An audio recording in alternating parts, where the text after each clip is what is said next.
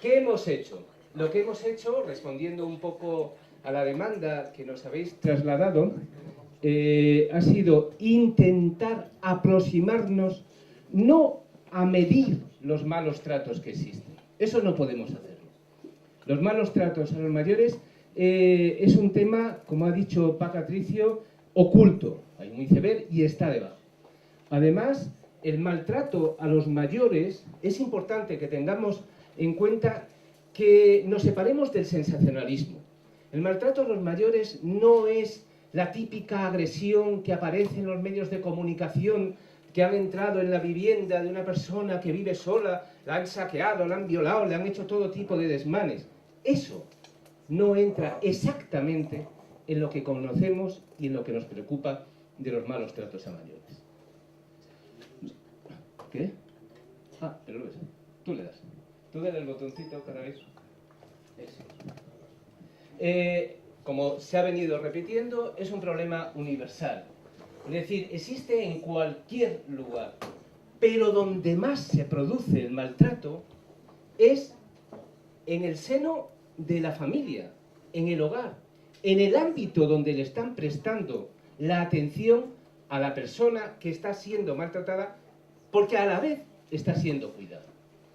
Pensemos que cuando hablamos de maltrato a mayores, en la propia definición que existe de los malos tratos a mayores, que nosotros hemos tomado como referencia la que tiene la OMS, tiene dos factores que son muy importantes a tener en cuenta. Primero, obviamente, que se trata de una persona mayor. Pero segundo, que la relación con la persona que maltrata es una relación de confianza. El atracador que entra por la puerta no tienes confianza, no lo conoces, si no lo conoces. Si el atracador que entra por la puerta es tu vecino, con el cual has estado conviviendo, te ha estado trayendo comida, le has cuidado a su perro, es decir, tienes una relación de confianza, tienes una expectativa de que te va a cuidar, es el que te agrede, entonces es lo que llamamos específicamente maltrato de mayores. Entonces, separémonos de esa imagen del atraco, del mayor que, por su debilidad, es atracado en la calle. Eso no entra, eso es un problema judicial, es un problema policial, pero no es un problema de los servicios sociales, de los servicios asistenciales que tratamos de eliminar, previéndolo y actuando sobre él, pero de otra forma, no poniendo más policía en la calle. ¿Entendamos? Entonces, eso es lo que nos pregunta, ese tipo de maltrato es el que nos preocupa. Obviamente, ese tipo de maltrato recorre un círculo muy amplio. Relación de confianza, ¿dónde hay? Relación de confianza hay en un hospital, hay en una residencia de mayores, hay en un comercio, en un banco. Relación de confianza hay con la persona con la que tú te ves, a la cual conoces, con el que tienes unas expectativas, la enfermera o el auxiliar que viene a levantarte de la cama y a lavarte y a cambiarte el pañal, donde tienes una relación de confianza, de que te lo va a cambiar. Si no te lo cambia, hay maltrato. Pero es porque tú piensas que te tiene que cambiar y confías en que te lo cambie. Lo mismo en tu casa. Lo mismo, fijaros, hice la referencia a un banco. En España en este momento hay un problema que habéis oído hablar todos, el de las preferentes. Bueno, pues saber, el 75% de las personas que compraron preferentes o a las que les vendieron preferentes en Bankia eran personas mayores. ¿Ahí qué ocurrió?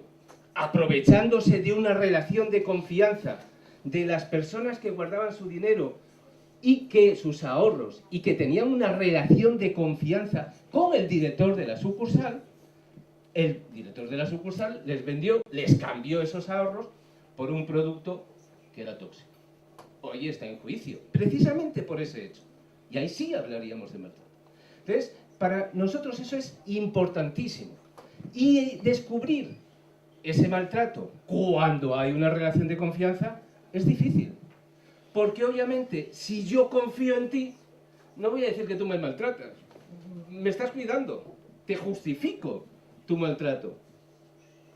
Entonces no podemos, los estudios que se hacen, no podemos... Pásame tres.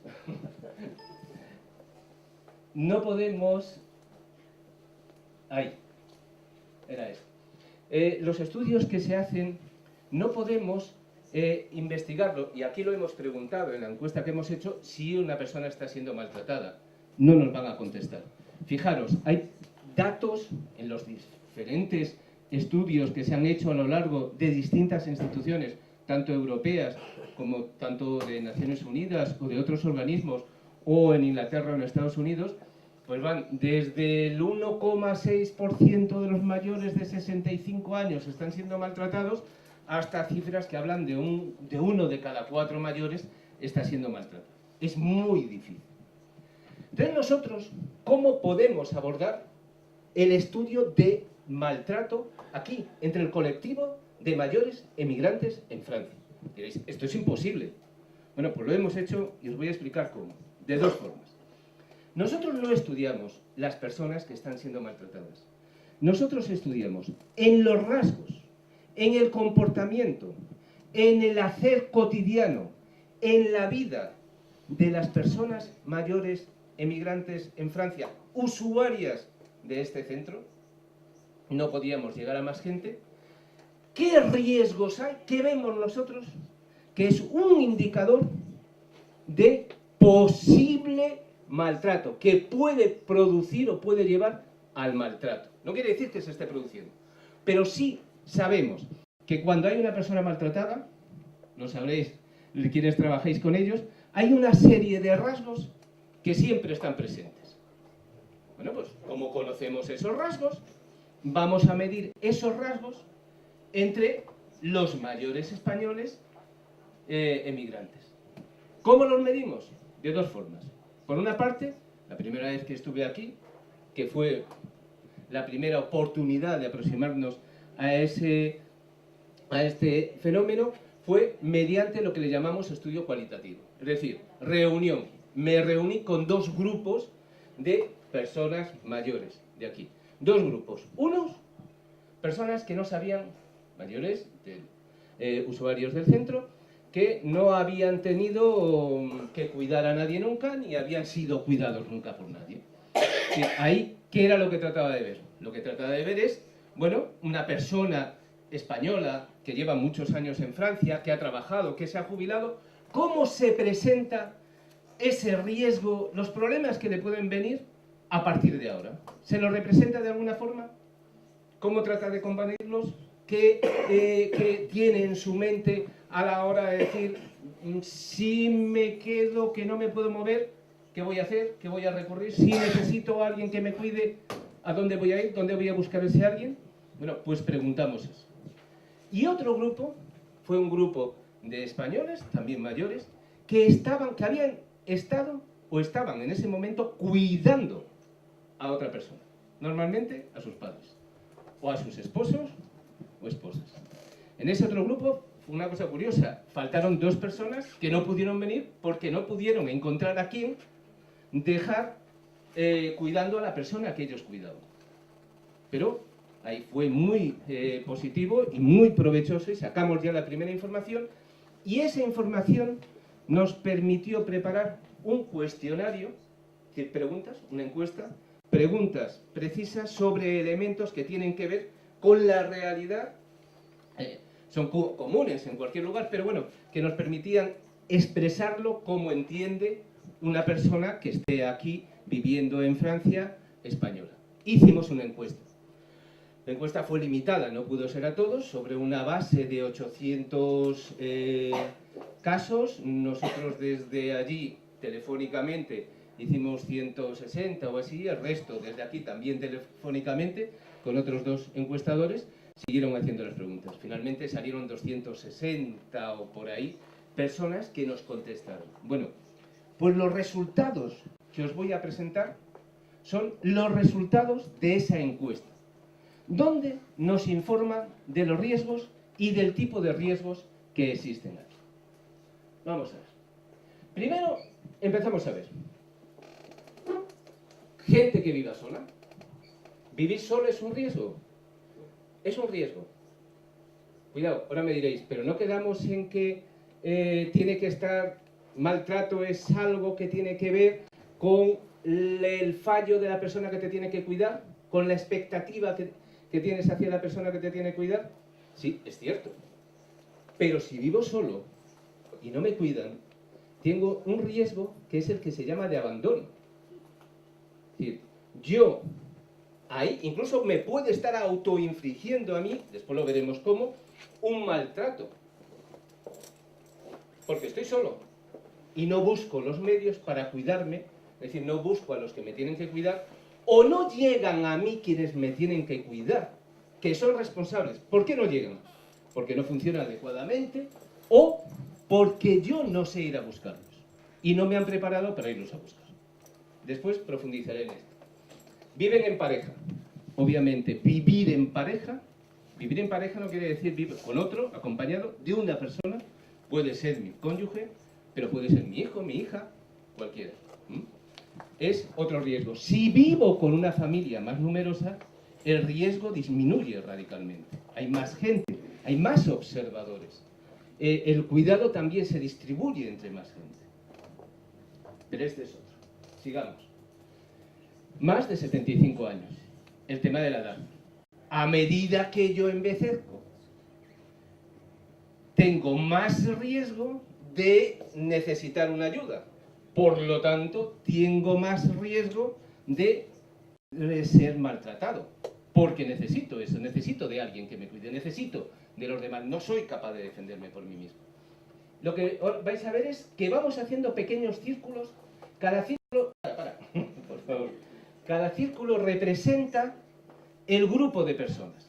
Fijaros que en el primer cuadrado, a la derecha, pusimos ahí los que viven solos. En el otro cuadrado hemos puesto los que viven acompañados. Porcentaje ligeramente superior. Después veremos esos datos ya en concreto, para cada uno. Aquí, el grupo de personas que tienen más de 75 años. El resto tiene de 65 a 75. Sigue, por favor. Ahora tenemos otro grupo. Personas con problemas de salud. Si tengo graves problemas de salud, cuanto más problemas tengo, menos me puedo defender. Más dependiente soy. Y ahí hacemos otro círculo. No todos los de más de 75 años tienen problemas de salud, pero hay un porcentaje de ellos amplio que ahí está. Y es ese círculo. Esas son las personas que tienen más de 75, lo que combina el amarillo con el rojo, con problemas de salud. Sigue. Gracias, por favor. Dificultades con el idioma francés. Por ejemplo, ese es un rasgo que fuera de España, fuera de Francia, en España, no existiría ese problema. Aquí sí. Si yo tengo dificultades con el idioma, tengo dificultades de cómo comunicarme con quienes son proveedores de los servicios o quienes son vigilantes. Se habló del programa que tenéis aquí en Saint-Denis, de los vigilantes. Me puedo acercar a ellos, puedo hablar a ellos. O ellos se pueden acercar a mí y preguntarme, pero si yo no sé expresarme, la comunicación es difícil y difícilmente transmito cuáles son mis problemas. El idioma es una barrera. Ingresos reducidos. La renta baja, pues me mantiene aislado. Me dificulta el salir. Me está cortando las relaciones con los demás. Me impide contratar a alguien si necesito a alguien que me cuide. Sigamos. Necesitar ayuda. Aquí nos metemos en el tema de la dependencia. AVD, que es ayuda para realizar las actividades de la vida diaria. En España existe una ley de dependencia que se orienta en ese sentido. En Francia es similar, que es actividades de la vida diaria. Son aquellas actividades que es que nos parecen básicas normalmente. Bueno, calentar una leche, abrir un grifo, lavarme, preparar la comida, barrer la casa. En un momento determinado puedo necesitar ayuda para realizar esas actividades. Y ahí es donde empieza esa definición de dependencia o definición de lo que llamamos también pérdida de la autonomía personal. Dejo de ser autónomo, dejo de valerme por mí mismo. Necesito algo, alguien a mi lado para que me supla. Y mientras no existan los robots, como parece que en Japón ya empiezan a funcionar esperemos que ocurra, cuando lleguen aquí, que me hacen el huevo frito, de momento necesitaré a mi esposa, mi marido, mi hermana, mi hija, mi hijo o un cuidador profesional que me haga el huevo frito, que me haga la tortilla francesa. Autopercepción negativa.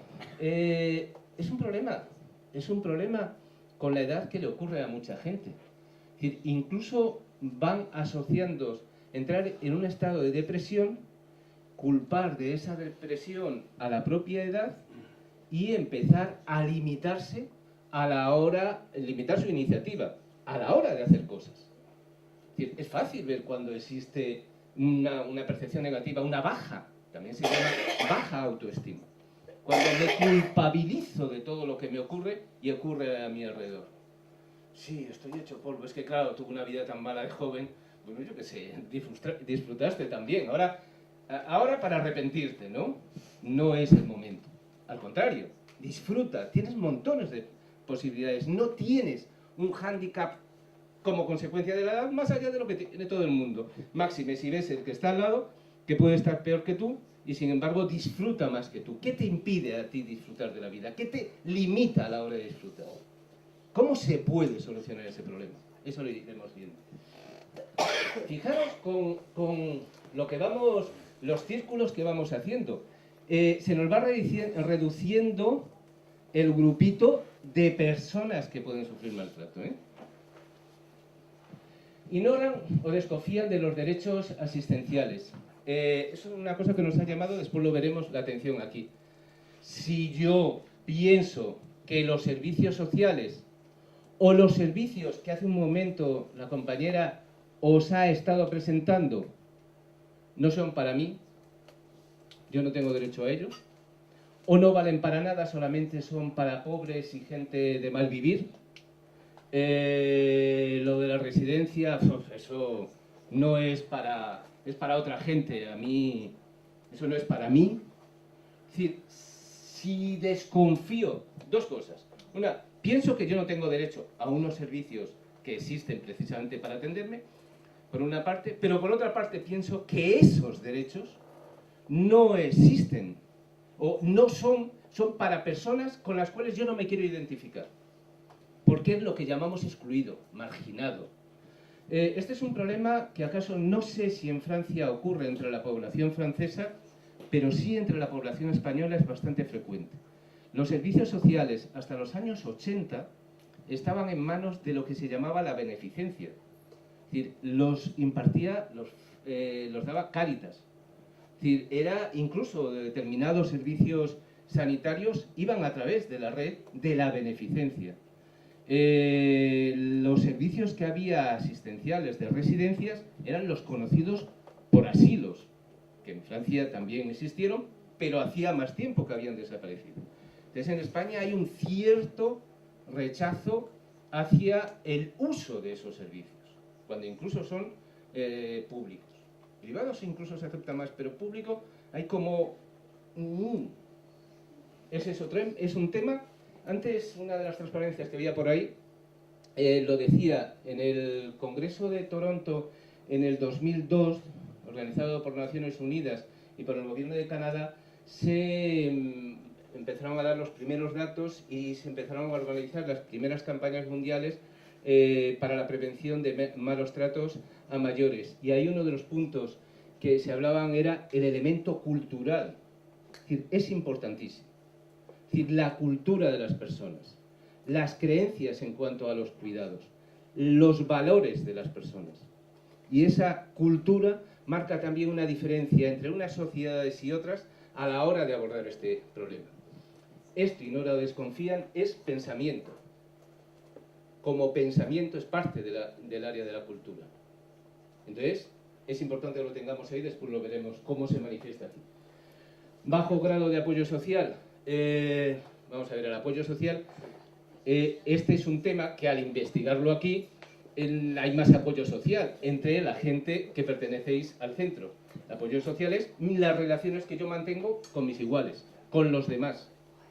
Es decir, el hecho de ser usuario del centro, pertenecer a una asociación, ya eleva de forma radical el índice de apoyo social. ¿Por qué? Porque yo me veo menos una vez al mes, o todos los días, vengo a jugar una partida, o vengo a participar en una actividad en el teatro, hago algo que estoy con personas y evita mi aislamiento. Y refuerza mi estado de ánimo. Por lo tanto, aumenta esa percepción, evita en cierta medida esa percepción negativa. Mala relación familiar. Una convivencia larga lleva a mala relación con los miembros de mi familia, con la gente con la que convivo. En algunos casos, fijaros, mirad que es el oscuro ese que es muy pequeñito. Fijaros ahora qué poquito queda ahí que se relacione y que cubra todos esos grupos. Sigamos. Y, sí, son todos juntos. ¿Por qué tienen que ver? 8 o más años siendo cuidado por la misma persona. Recibiendo cuidados de la misma persona. 8 o más años. ¿Eso qué tiene que ver con lo que llamamos el estrés del cuidador? Que se habló mucho aquí hoy, me gustó, tanto como la representante del ayuntamiento como por la profesional. Fijaros que estamos hablando de 8 años cuidando. El grupo con el que estuve hablando aquí, había personas que estuvieron 15 años cuidando, y a otras 7, 15 años cuidando 17, a su marido, o 17, cuidando a su marido con una esquizofrenia, es decir, tremendo. A la par que estaban trabajando fuera de casa y cuidando a la familia, a los hijos. Si no le pegas una leche ahí cuando te llegas a casa hecho polvo y aún encima tiene un capricho el mayor, es que eres Superman. Pues eso se produce, fijaros. Esas situaciones, y obviamente sabemos que si hay 8 más años recibiendo cuidados o cuidando, el riesgo aumenta muchísimo. El estrés. Y otro tema que nos lleva un poco al tema de los malos tratos económicos. Es decir, cuando yo me aprovecho del dinero y entonces lo saco, aprovecho la dependencia o el mal estado mental del mayor y me voy aprovechando de él. Lo cuido, ¿pero por qué? Porque quiero dinero. No lo cuido y entonces entre los dos, como yo estoy cuidándolo y no puedo trabajar, obtengo algo de tu dinero. No, no, es que dependo exclusivamente de él. Es un riesgo. Dale un botoncito. Entonces, y el otro, no denunciaría. No se me ocurre, que es uno de los problemas que hay aquí, es decir, el maltratado es algo muy diferente, después si puedo hablar un poquito, de violencia de género entre malos tratos a mayores.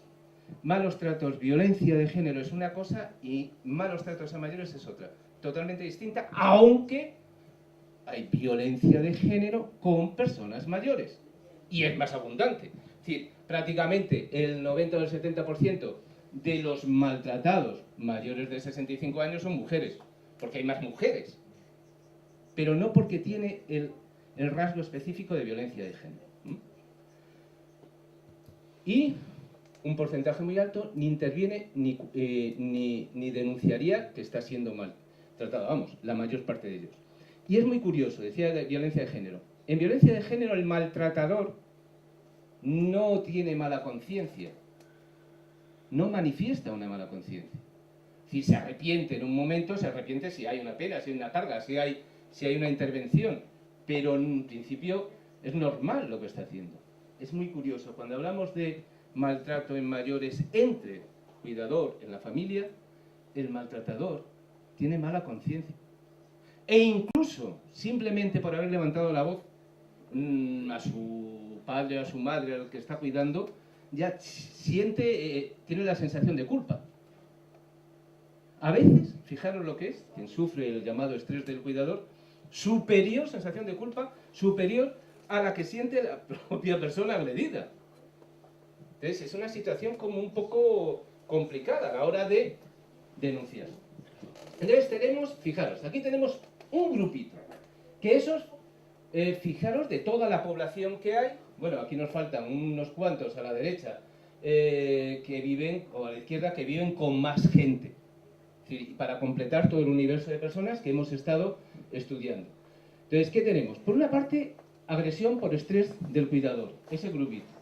Por otra parte, abandono, el riesgo de maltrato. Y por otra parte, lo que sería violencia de género, que normalmente está no por los de abandono, sino la violencia de género es en la convivencia también. Y es un trozo de los que están sufriendo agresión de su cuidador.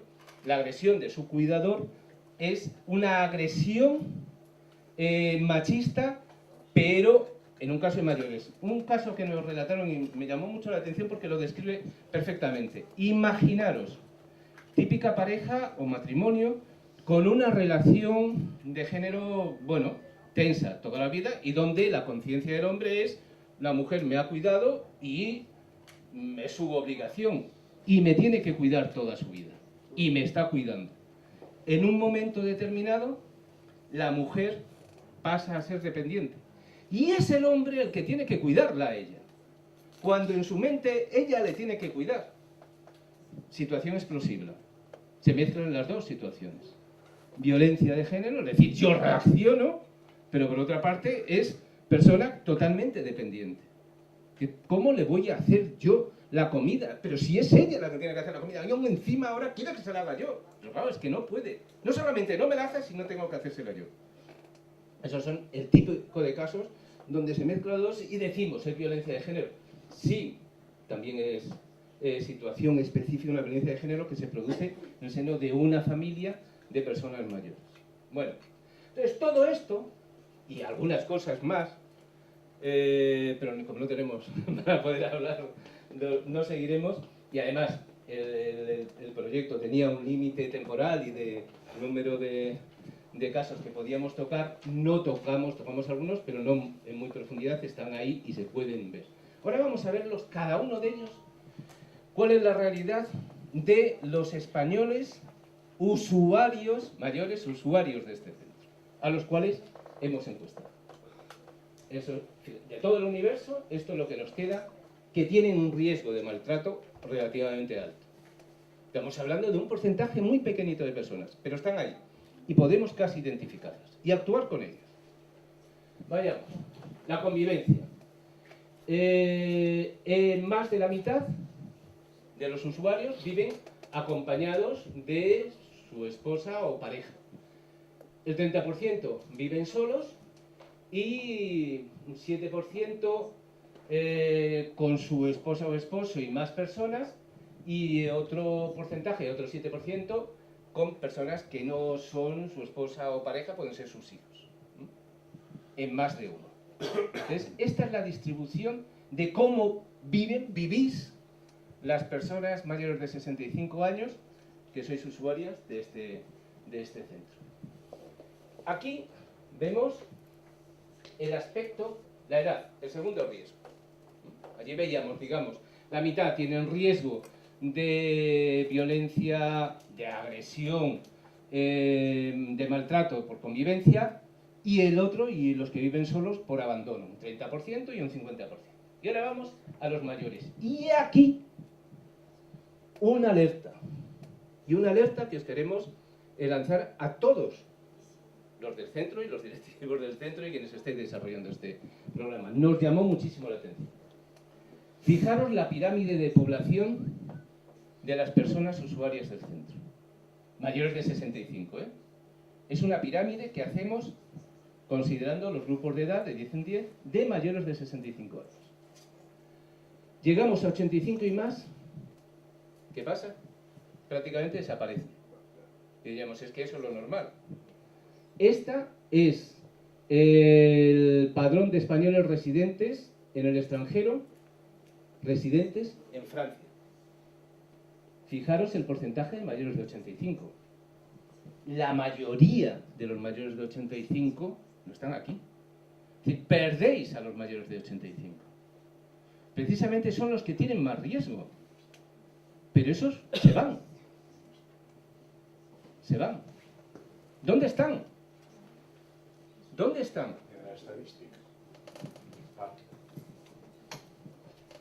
Comparamos también con el censo de españoles del Instituto Estadístico porque nos llamó la atención, de Francia, y lo mismo. Ahí hay un grupo que aquí no están. Claro, no pueden venir. ¿Qué no es eso? Yo creo que no hay depuración del censo. Es mi impresión. Es el padrón, ¿eh? Sí, pero el padrón no refleja al 100% la realidad, en mi opinión. En fin, no está depurado de manera exhaustiva y permanente. Por lo tanto, ¿consideras que puede ser más bajo el porcentaje? Yo creo que el porcentaje tiene que ser más cercano y que hay una parte del efecto que es estadístico en el sentido de que figuran en el padrón, pero no necesariamente viven. En el censo, tanto francés como español, cuando mueren, mueren y hay un registro de muerte. Claro, el tema, obviamente, mayores de 85 no se desplazan, lo que dices. Mayores de 85 se dan de baja en las asociaciones. Bueno, eso es además. Pierden. Y aunque un poco teniendo, es muy grande, ¿eh? La pirámide de población normal de la población española no sería así, mayor 95 y más tendríamos en esto. Pero también esa pirámide no refleja la pirámide de población por edades exactamente porque hay un número de hombres que probablemente no es ese el que existe en la pirámide de población. Es decir, la cosa, eso se asemeja, pero no es un paralelo. Claro, claro. Pero son los socios. Que son más usuarios de los centros los hombres. Sí. Pero el tema es que, y eso es importante, fijaros que después veremos también el tema del sexo como riesgo en violencia de género. No están aquí. Es decir, hay menos mujeres, dos grupos muy importantes de riesgo, mujeres, y los más mayores, no llegáis a ellos. Entonces, a la hora de intervenir, hay que pensar que, y después se van a unir más cosas, que obviamente lo que decía antes, los que estáis siendo usuarios del centro, el nivel de relación es alto, no estáis aislados. Los otros, además, están aislados. Es decir, ¿qué pasa con ese otro grupo? Ahí es donde acaso está el riesgo, que hemos hecho un negativo de la fotografía. No es la fotografía lo que nos está informando del riesgo, ahí no lo vemos en el negativo de esa fotografía donde está el riesgo, donde está la población de más riesgo. Aún así, vamos a seguir viendo cosas. Fijaros, la salud. La salud, y tiene que ver con lo que decías, la observación de los hombres. Hay menos hombres aquí, menos mujeres, hay más hombres. Fijaros el estado de salud de la población que es usuaria del centro. A nivel general, 10% prácticamente dicen que tienen una salud mala. El 35% regular y el 55-56% buena. Si yo ahora lo considero en función de la edad que tengo, que las mujeres triplican el porcentaje de mujeres con mala salud, triplica al de hombres. Porque no dice la verdad. No, dicen la verdad. Coincide plenamente con las estadísticas, que los profesionales podrán decirlos. La mujer vive más años, pero la mujer vive más años deteriorada. Si la esperanza de vida de la mujer es mayor, pero estadísticamente en todas partes, en toda Europa pasa eso. Es decir, no es genérico, ¿no? Sí, no es que aquí o digan más verdad o no. Es decir, eso lo tenemos registrado y se tiene registrado y se sabe. Es decir, vive más años, pero el año en que se inicia la enfermedad es anterior al del hombre. O sea, su calidad de vida es peor. Su calidad de vida, si lo queremos expresar así, es peor. Trabajamos dentro y fuera. Dentro de la casa y fuera de la casa. Y sin embargo, fíjate, obviamente, si cruzamos el riesgo salud con el riesgo edad, queda clarísimo. El 20% de los de 75 y más años dicen que tienen mala salud y el 4% de los que tienen menos de 74 años dicen que tienen mala salud. No es... En la pirámide anterior también veíamos como subiendo la pirámide para arriba iban aumentando las mujeres. Sin embargo, abajo eran más los hombres. En cuanto a la renta es demoledora, ¿eh? Demoledora. Fijaros que hablábamos de las rentas como factor de riesgo, después veremos. Pero los de renta más baja, prácticamente el 20%, frente a un 3% de los de renta más alta. Obviamente, cuanto menos edad también tienen más dinero. La pensión va reduciendo su efecto con la edad, pero es decir, que no crece ni en España ni en Francia proporcionalmente al IPC, aunque se entiende. Es decir, tu capacidad adquisitiva con la edad va disminuyendo, pero muy alarmante. Y además es normal. Es decir, recientemente hemos estado trabajando con unos datos sobre la esperanza media de vida que habían venido de Estados Unidos. Entonces, la esperanza media de vida se diferencia normalmente en función, por lo que tenemos de sexos, hombres y mujeres, las mujeres viven más años, en función de países más desarrollados y menos desarrollados, pero nadie hasta ahora, Friedman en Estados Unidos ha empezado a trabajar este tema y lo ha publicado recientemente, y claro, nos llamó la atención a todos. Nadie hasta ahora habló de la esperanza de vida en función de las rentas. Qué curioso, la población de renta más baja vive menos años que la población de renta más alta.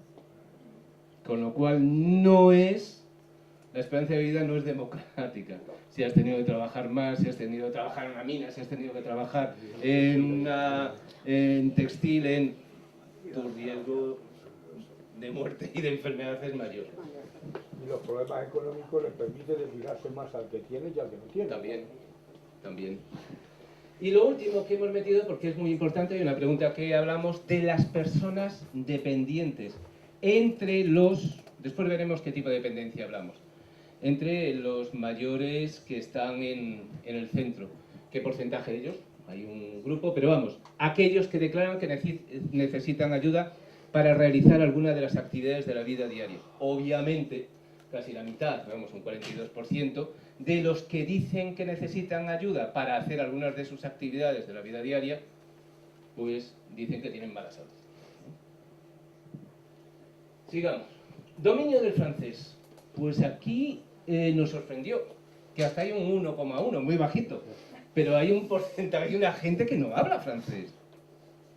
Que no habla francés. Mayores de 65 años, muy poquitos. Pero es que hay un 29 que lo habla regular. O no, el 31 lo habla regular. Regular, que cuando hablábamos en los grupos algunos decían que o bien que el marido era el que hablaba y como no estaba en casa, o como no ha salido y se dedicaba a servicios y a veces trabajaba mucho en familias españolas, pues no. Pero es un fenómeno de la inmigración. El inmigrante se incorporaba a guetos de la misma nacionalidad y hablaba prácticamente español. Y como mucho el marido, que era el que trabajaba, era el que hablaba. El que comunicaba en francés. ¿Qué pasa con la mujer cuando está sola en casa? Por eso tiene peor salud, por eso tiene más estrés, etcétera, etcétera. Quiero decir que esto es un fenómeno mundial. Pero sí que es cierto que es un reflejo fantástico de cómo se dice lo que pasa. Entonces, fijaros, ¿qué dices? Yo pienso que yo estoy en Francia hace 52 años y he trabajado en centros. Yo he trabajado haciendo la limpieza, pero en la Seguridad Social, y estaba rodeada de franceses.